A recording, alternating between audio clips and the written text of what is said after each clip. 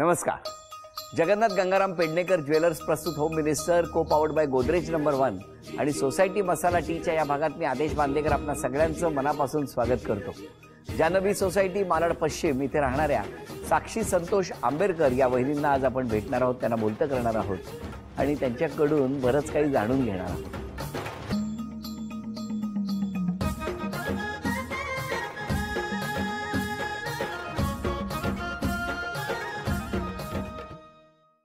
तेव्हा नमस्कार. नमस्कार. नमस्कार. उखाणा घ्या. खडी साखरेची गोडी. खडी साखरेची गोडी. गोडी आणि फुलाचा सुगंध. अरे वा.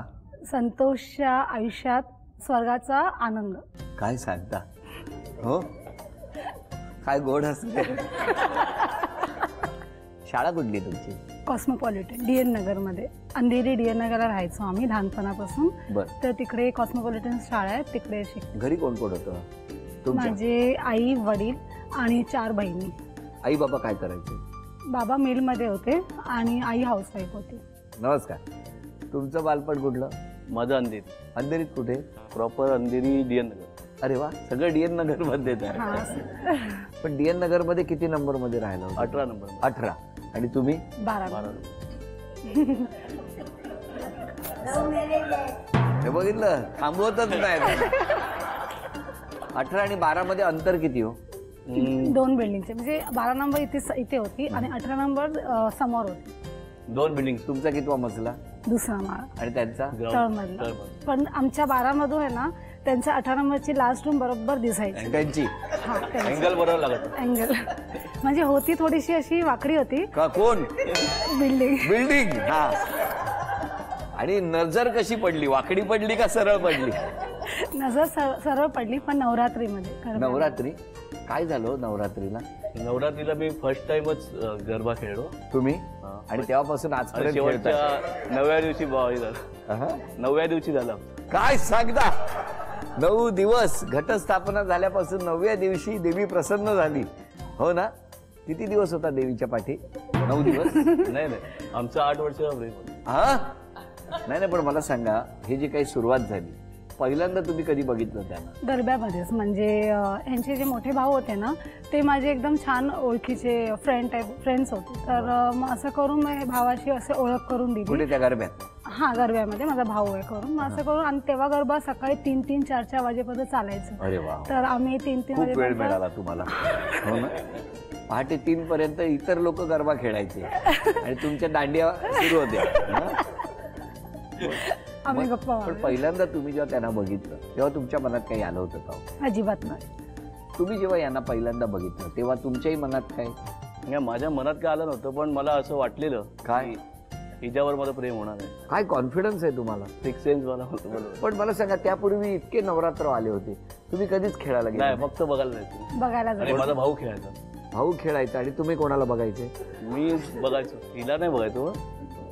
मग कोणाला बघायचे?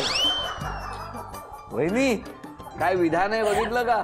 भाऊ खेळायचा तेव्हा हे बघायला जायचे, पण भावाला नाही बघायचे, तुम्हाला नाही बघायचे.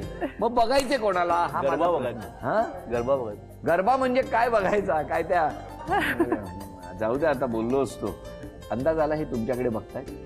हा, म्हणजे ओळखच डायरेक्ट करून दिली ना. मग आम्ही असं किती गप्पा असं मारायचो. आणि त्याच्यानंतर मग ह्याने जेव्हा मला प्रपोज केलं. कितव्या दिवशी? म्हणजे 9 दिवस. म्हणजे 9व्या दिवशी काय प्रपोज नाही केलं. पण मला सांगा, ते 9 दिवस हे गरबा खेळत होते? नाही, खेळत नव्हते. पण एक दिवस आम्ही दोघं खेळलेलो एकत्र. पण त्याच्यापूर्वी नजरानजर तर झाली असेल? हा, त्याच्यापूर्वी एक दिवसानं बघितलं. बघत होता ना? म्हणजे बोलायचं. तुम्ही गरबा खेळता खेळता लक्ष तुमचं तिसरीकडे असं चालूच होतं का? हे तिकडे बसले आहेत कोपऱ्यात वगैरे.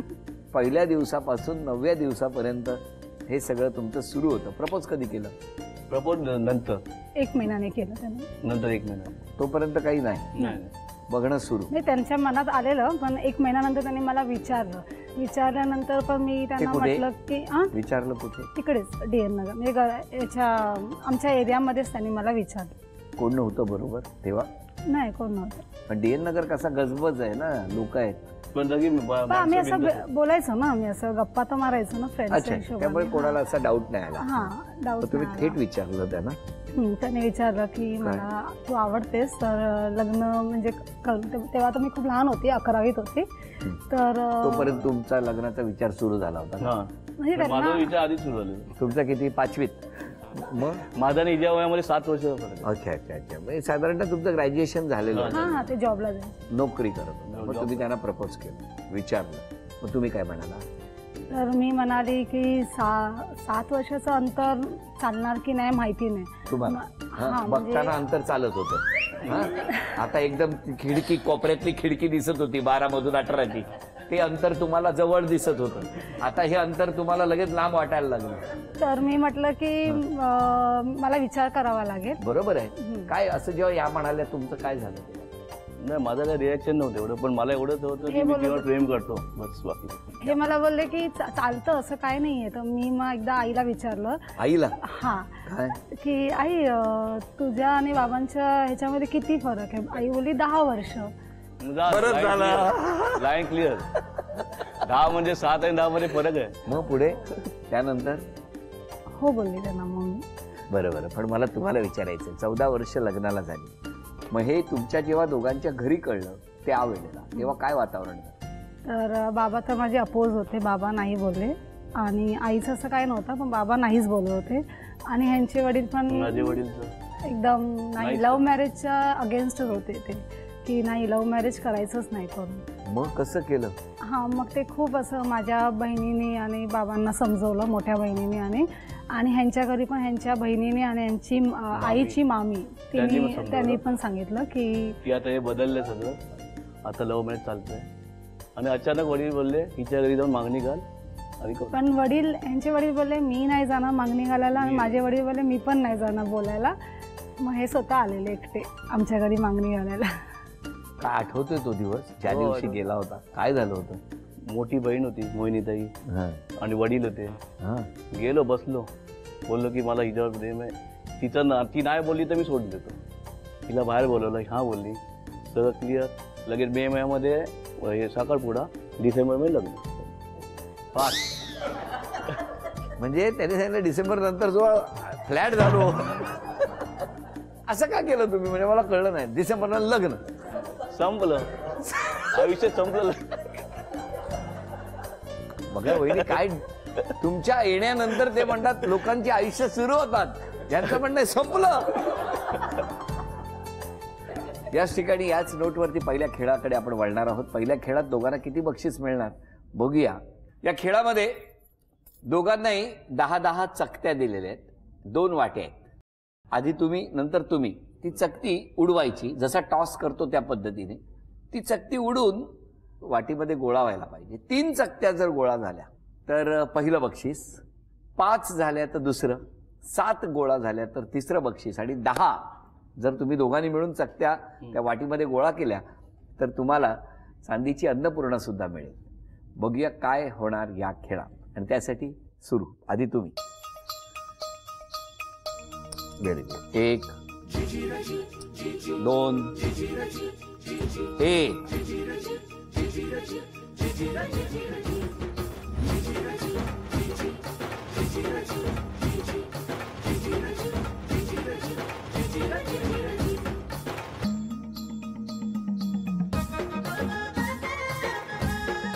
तुमच्याकडे घ्या.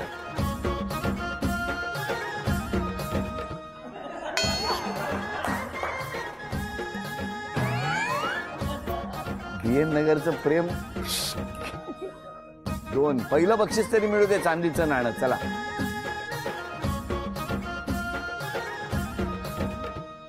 3. चला, पहिलं बक्षीस मिळालं, चांदीचं नाणं मिळालं. 4.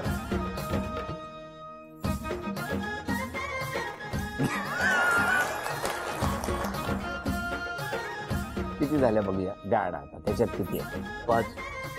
1 2 3 4 5 6. चला, 2 बक्षिसं मिळाली. हे चांदीचं नाणं तुम्हाला मिळालं, अभिनंदन. आणि हा चांदीचा कुंकवाचा करंडा मिळाला, अभिनंदन. नमस्कार. पण आता या ठिकाणी मला तुम्हाला विचारायचंय, तुमचं आणि यांचं नातं काय? मी यांची मोठी बहीण. कसा होता स्वभाव यांचा? छान आहे. लहानपणी? हा, लहानपणापासून तुम्ही छान. किती बहिणी? 5 बहिणी 5 बहीण. मग तुम्ही नव्हता गरब्याला जात? होती. तुम्हाला हे कळलं नाही काय चाललंय 9 दिवसात? नाही, अशीच मैत्री फक्त. द्या. संतोष आमच्या शेजारी राहतो आणि म्हणजे आमचा तो मानलेला भाऊच. आम्हाला सख्खा भाऊ नाही, आम्ही 4 बहिणी, पण आमचा तो रक्ताच्या नात्यापेक्षाही आमची जी जोडलेली नाती, तसा तो अगदी आतापर्यंत आम्हाला त्यांनी साथ दिली. खूप छान स्वभाव आहे आणि दोघंही खूप छान आहेत. मी तिची मोठी बहीण. तुम्हालाही काही कल्पना नव्हती? नाही, मला पण माहिती होतं. नंतर त्या 9 दिवसात नाही, पण नंतर तिने सांगितलं. तुमची काय प्रतिक्रिया होती? नाही, मला पण तो आवडायचा. हा, हो का? छान मैत्रीण. होय ना. आता कसं वाटतंय? खूप छान. मी त्यांची ऑफिस मधली मैत्रीण आहे बरोबर. आणि त्या खूप चिडचिड करतात. ऑफिसमध्ये?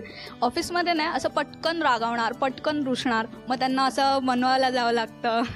काय करता तुम्ही घरी? तिथे जाऊन सगळा राग तिकडे यांच्यावर करता? मी काय करत, माझंच राग तिथे काढायचं.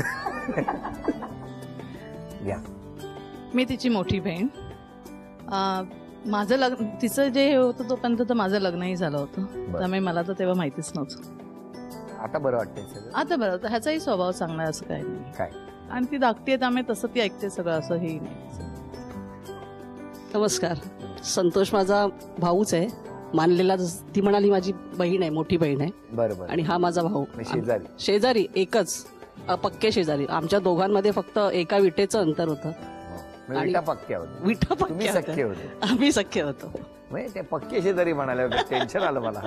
सख्खे शेजारी, सख्खे शेजारी. आता कसं वाटतंय? खूप छान.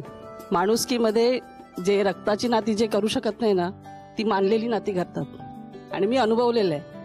हो हो. तुमच्याशी संवाद साधणार, पण आता या ठिकाणी एक गाण्याला सुरुवात होईल. आता ही नाती तुम्हाला किती बक्षीस मिळवून देतात ते मला बघायचं. हा, त्या शिक्षेची पूर्तता या करणार का आणि या माऊलीला बक्षीस मिळवून देणार का, आता बघूया. आणि त्यासाठी हे गाणं.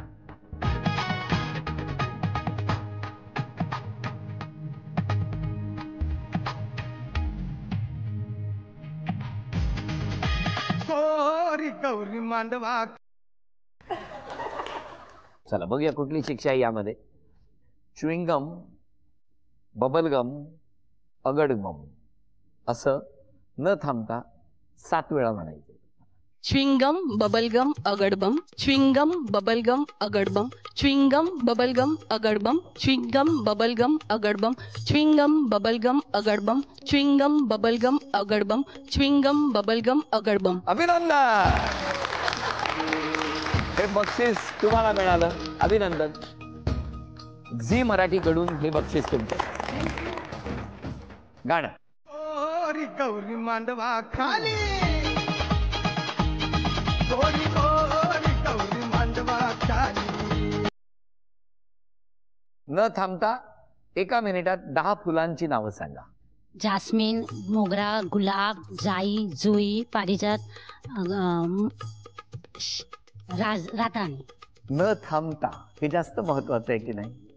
आणि एकही क्षण न थांबता म्हणत असताना मध्ये आठवत होता तुम्ही, आणि शेवटी त्या थबकल्याच, त्यामुळे हे बक्षीस गेलं. गाणं.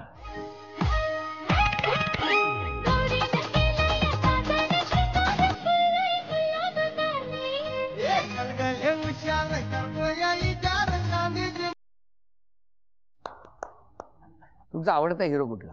अमिताभ बच्चन. त्यांचा एखादा डायलॉग म्हणायचा त्यांच्या आवाजात. शहनशाह. आपण बेरिंग मध्ये. बेरिंग त्यांच्यासारखा. हा, बेरिंग बेरिंग बेरिंग म्हणून म्हटलं. अच्छा, मग उभं राहून या इकडे. नको ठीक आहे. ती डायलॉग बोलून मी ऍक्सेंट करतो. नको, तुम्ही बसा. तुमची वेळ सुरू होते आता.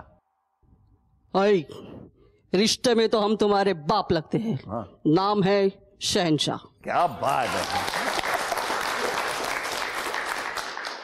1984 मध्ये पद्मश्री, 2001 मध्ये पद्मभूषण आणि 2015 मध्ये पद्मविभूषण या पुरस्काराने सन्मानित असलेले, किंबहुना अभिनय क्षेत्रातल्या सर्व पुरस्कारांवरती ज्यांचं नाव कोरलं गेलेलं आहे, असे आपल्या मनातले आदरणीय अमिताभजी बच्चन यांच्या अभिनय कारकिर्दीसाठी, त्यांनी आत्तापर्यंत केलेल्या उत्तमोत्तम भूमिकांसाठी एकदा आपण सगळे टाळ्या. त्यांना सुदृढ दीर्घायुष्य लाभू दे ही प्रार्थना. अभिनंदन. हे बक्षीस तुम्हाला मिळालं. झी मराठीकडून ही भेट. नमस्कार. पाठीमागे मोठ्या बहिणींकडे माईक द्या. सांगा यांच्याबद्दल, कशा आहेत त्या? छान आहे. छान. म्हणजे कुठला बदल केलेला आवडेल तुम्हाला स्वभावात? थोडासा चिडचिडपणा कमी करा. कमी केला पाहिजे. सासूबाई सुनेबद्दल सांगा, कशी आहे सून? चांगली आहे आणि दोघं मला खूप जपतात, माझा सांभाळ चांगला करतात आणि मी सुखी आहे त्यांच्या संसारात. आणि जरा जेवणात जरा कमी आहे पण नाश्त्यात एक नंबर.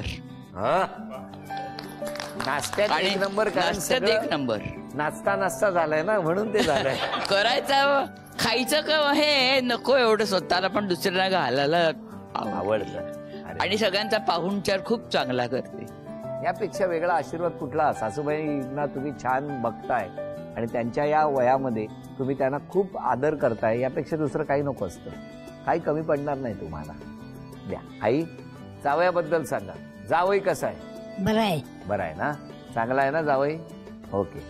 द्या बाबा. जावई चांगला आहे, वेळ प्रसंग वाटेल तिकडे येईल, मदत करणारा भयंकर आहेत, स्वभावही बरं चांगला आहे. दोघांचे आई बाबा जेव्हा तुम्हाला आशीर्वाद दोघांनाही देत आहेत तेव्हा खूप छान वाटतं. बोल. हा माझा मेवणा संतोष. मला माहित होतं, म्हणजे आमचं लग्न झाल्यानंतर हिने मला सांगितलेलं संतोषच्या याच्यात तुम्हाला मध्यस्थी करावी लागेल.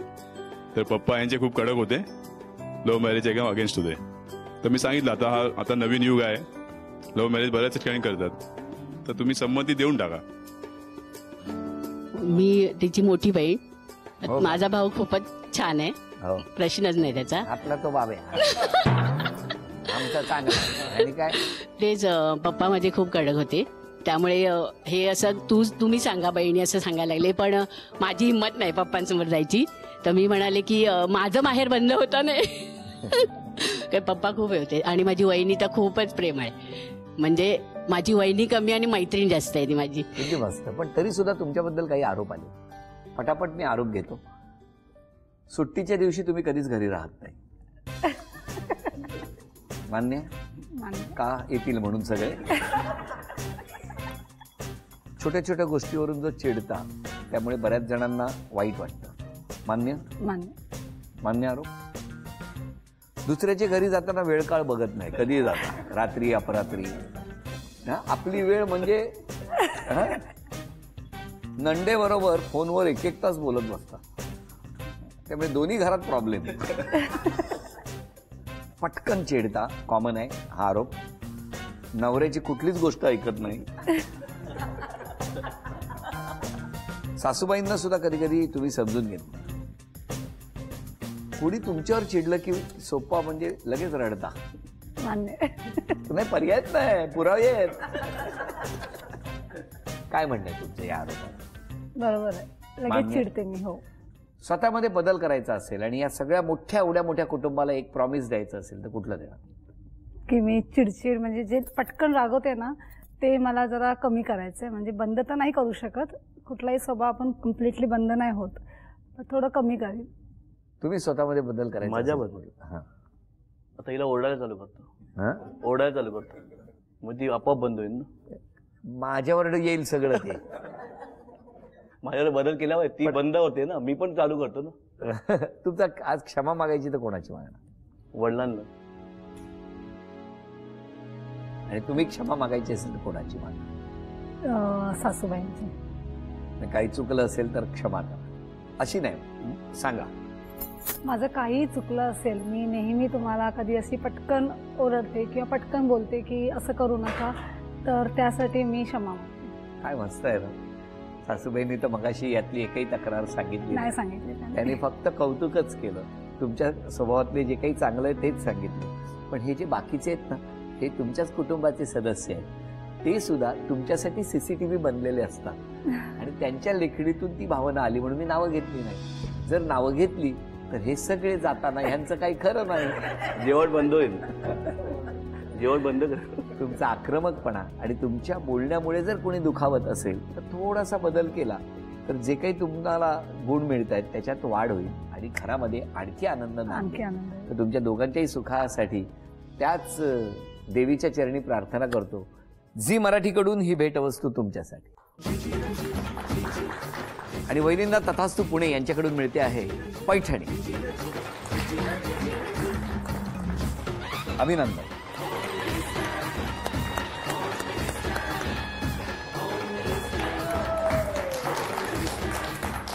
हसत खेळत रंगलेला आजचा भाग इथेच संपवूया आणि पुन्हा भेटूया अशीच एक पैठणी घेऊन होम मिनिस्टरच्याच पुढच्या भागात. नमस्कार.